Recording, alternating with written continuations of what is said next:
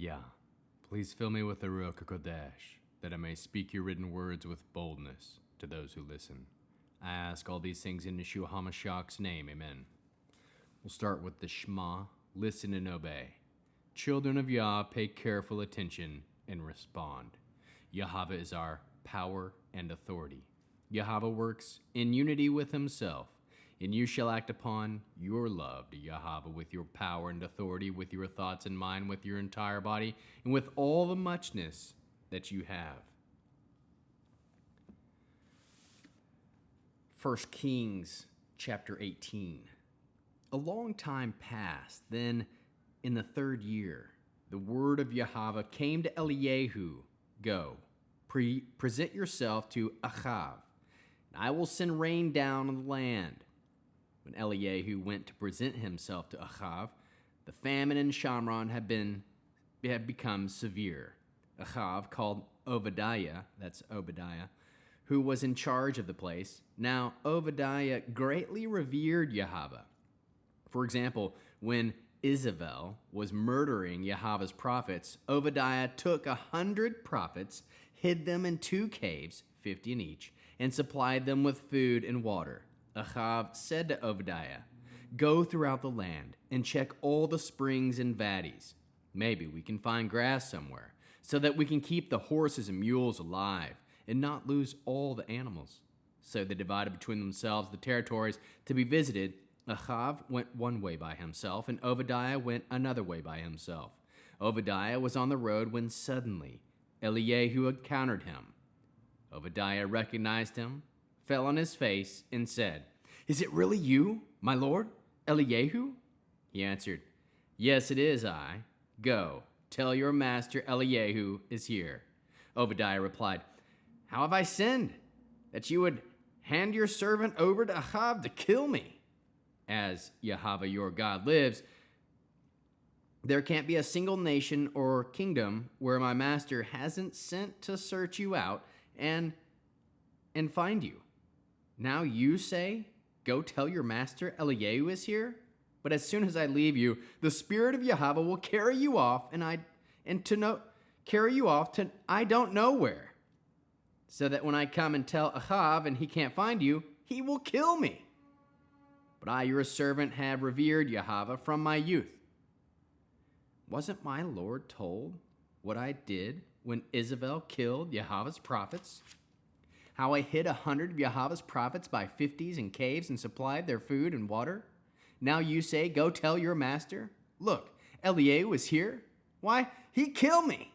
Eliyahu said, As Yahweh Svaot lives, before whom I stand, I will present myself to him today.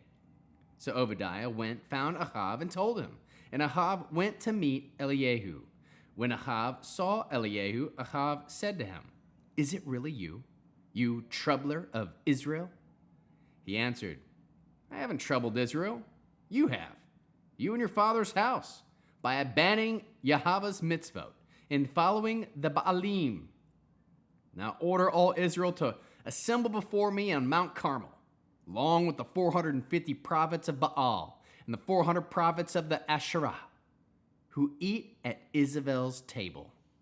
Achav sent word to all the people of Israel and assembled the prophets together on Mount Carmel.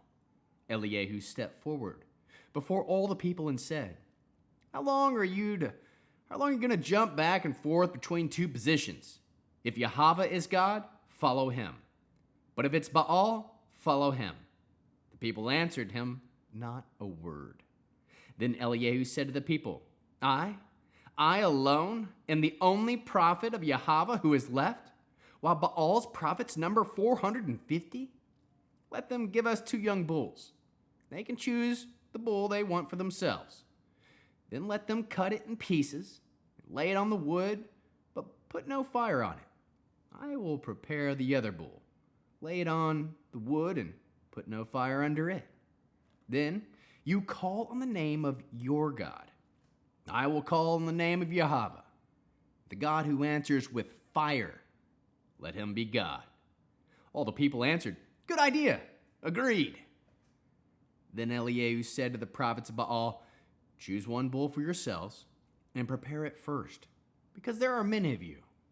Then call on the name of your God, but put no fire under it." They took the bull that was given them, prepared it, and called on the name of Baal from morning till noon. "Baal, answer us!" But no voice was heard. No one answered, as they jumped around on the altar they had made. Around noon, Eliyahu began ridiculing them. "Hey, shout louder! After all, he's God, isn't he? Maybe he's daydreaming, or he's on the potty, or he's away on a trip. Maybe he's asleep, and you have to wake him up." So they shouted louder and slashed themselves with swords and knives, as their custom was, until blood gushed all over them. By now it was afternoon, and they went on ranting and raving until it was time for evening offering. But no voice came. No one answered. No one paid any attention. Then Eliyahu said to the people, "Come here to me." All the people came up to him, and he set about repairing the altar of Yahweh that had been broken down. Eliyahu took 12 stones, in keeping with the number of the tribes of the sons of Yaakov, to whom the word of Yahweh had come, saying, "Your name is to be Israel." With the stones he built an altar in the name of Yahweh. Then he dug a trench around the altar large enough for a half a bushel of grain. He arranged the wood, cut up the bull and laid it on the wood. Then he said, "Fill 4 pots with water and pour it on the burnt offering and on the wood." They did it. "Do it again," he said. And they did it again. "Do it a 3rd time," he said. And they did it a 3rd time. By now the water was flowing around the altar, and it had filled the trench. Then, when it came time for the offering for the evening offering, Eliyahu the prophet approached and said, "Yahweh, God of Abraham, Yitzhak, and Israel, let it be known today that you are the God of Israel, and that I am your servant, and that I have done all these things at your word. Hear me, Yahweh.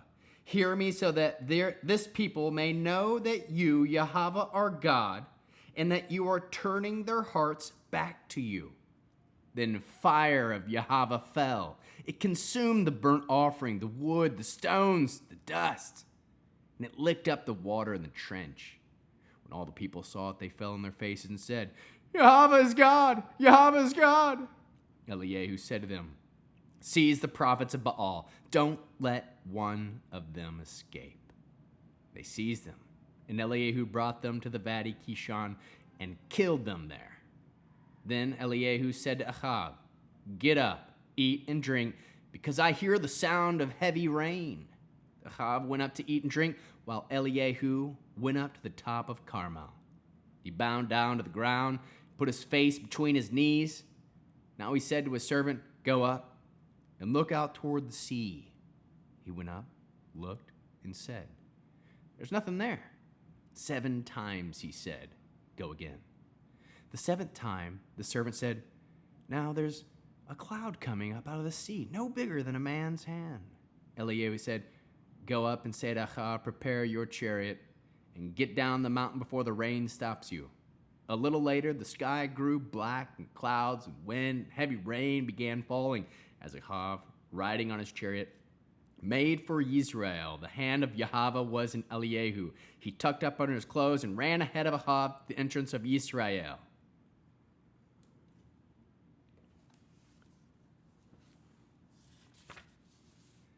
End with the Aaronic blessing. Yahweh will kneel before you presenting gifts, and he will guard you with a hedge of protection. Yahweh will illuminate the wholeness of his being toward you, bringing order, and he will provide you with love, sustenance, and friendship. Yahweh will lift up the wholeness of his being and look upon you and will set in place all you need to be whole and complete. Amen. Shabbat Shalom.